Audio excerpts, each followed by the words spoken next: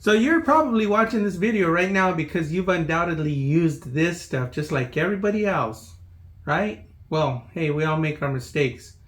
But I'm going to explain to you here in a second why you've been using this wrong for cleaning and prepping parts before you spray paint or dye your plastic and vinyl pieces. So you could use this for cleaning, okay, because this will clean a surface. But you know what? That's just an extra step. And I'll also explain that to you. So you're wasting your time using this to clean anything before you paint or spray or dye. There's hundreds and hundreds of videos on YouTube right now where people, usually with not a lot of experience in life, where they're recommending using alcohol to clean before you spray and paint something. But you know what? It always ends in failure 100% of the time. And you know, they would know that if they painted something and then observed the result a few years later. But you know what? They're doing it now, and for the moment they spray paint something and it's fresh and it's new. They put it on the internet, and you know what? Hey, it looks great, right? But time does its thing. So what I'm getting at is, you see these videos where they use alcohol, not for rubbing on your body, okay? I think that's what it says. Oh, it doesn't say rubbing alcohol. Anyway, or does it? Helps to prevent the risk of infection in minor cuts, scrapes, and burns. First aid antiseptic, okay. So they're wondering why their dye or their paint is not sticking to their vinyl or their plastic parts. Okay, because this does absolutely nothing to promote adhesion. Okay, now you're yelling and you're screaming at me, I know it, especially if you've made these videos. Okay, but you know what? If you have made these videos, go back and check your result. You know, go out there to your car that you painted something a few years ago and tell me what it looks like. So if we have a plastic or a vinyl covered part like this one here, okay, you could use this here to clean it, but I think that's a wasted step. You're wasting your time. Okay, you could use some kind of a degreaser like this or whatever to clean it, which pretty much does the same result. But that's a wasted step. Okay, the reason I'm saying that is because this is what you do. You just do it right the first time, huh? This one right here. Okay, so acetone is the promotional adhesion. Okay, so we promote the adhesion with acetone. This is the adhesion promoter right here.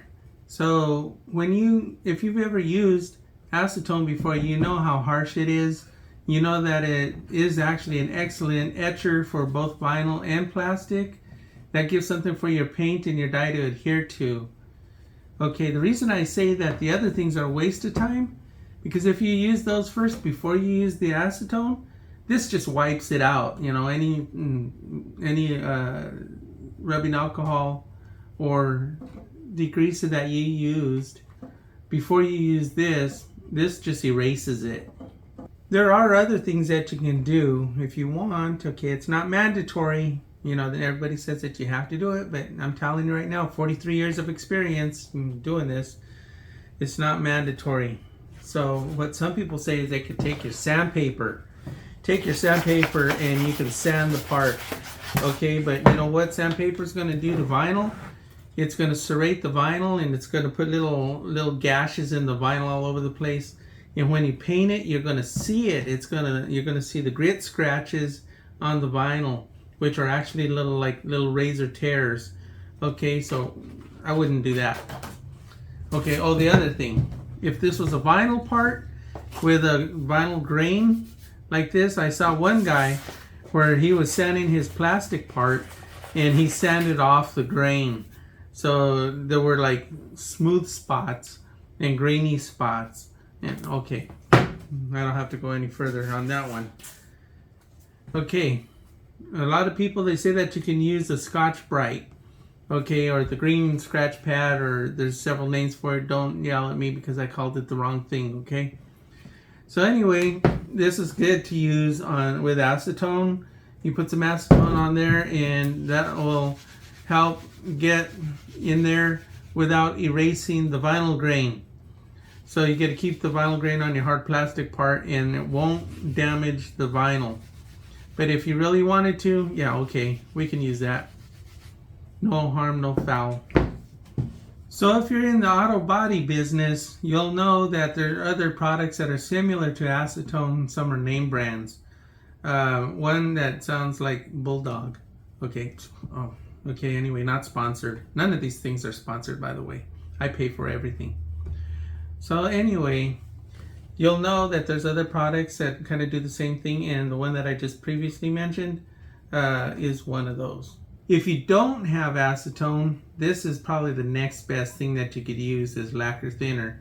It's also very harsh, and it also helps with adhesion promotion. But you know, this will work if you're in a bind and you needed something to use. Just grab this one.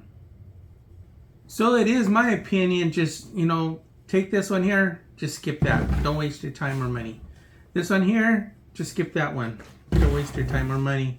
Just go straight to this one. One step does it all. Just get it done, get it over with. But like I was saying,